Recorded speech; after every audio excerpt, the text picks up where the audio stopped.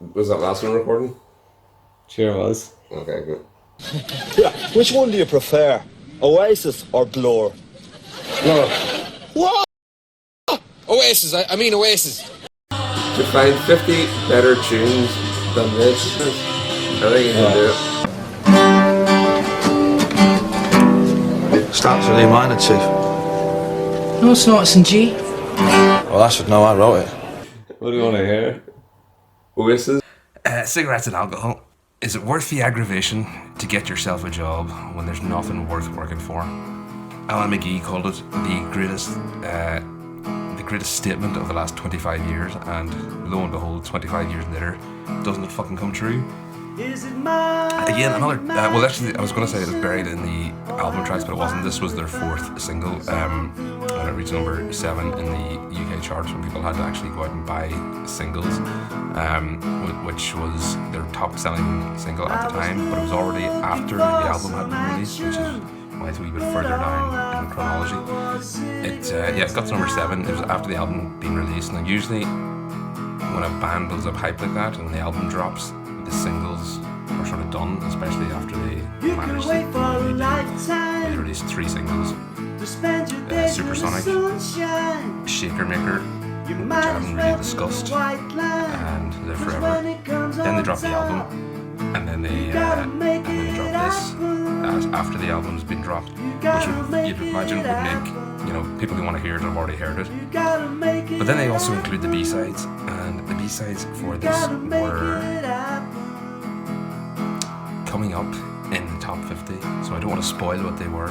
Just like and subscribe with the bell.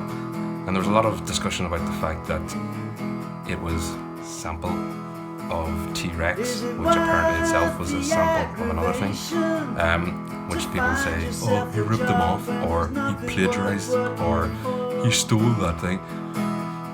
Those phrases, by the way,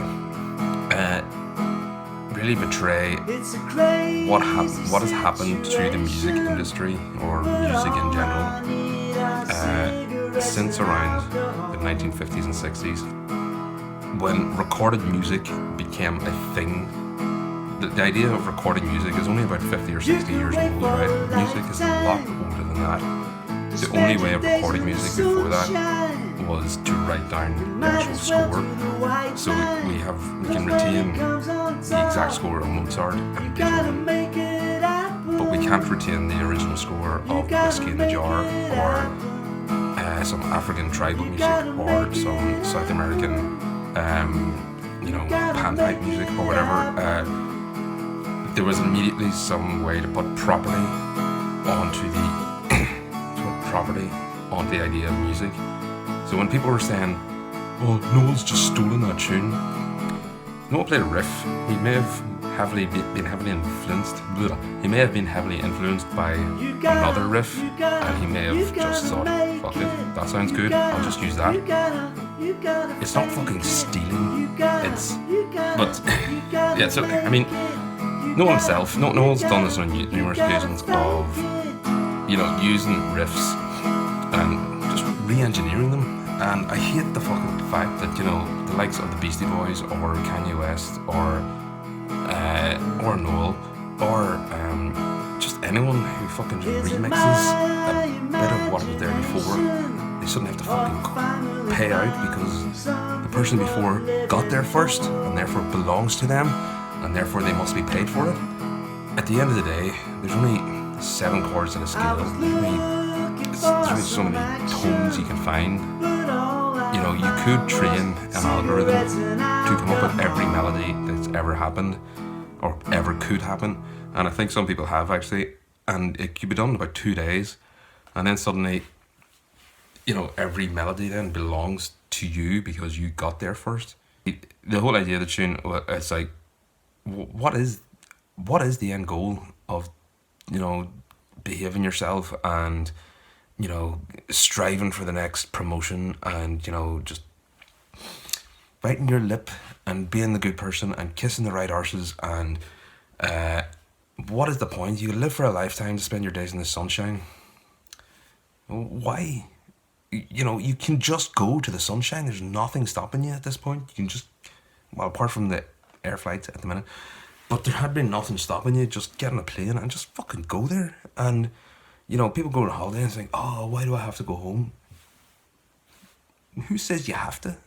You know, you could have very easily at any point just decided, fuck it, I'll stay here.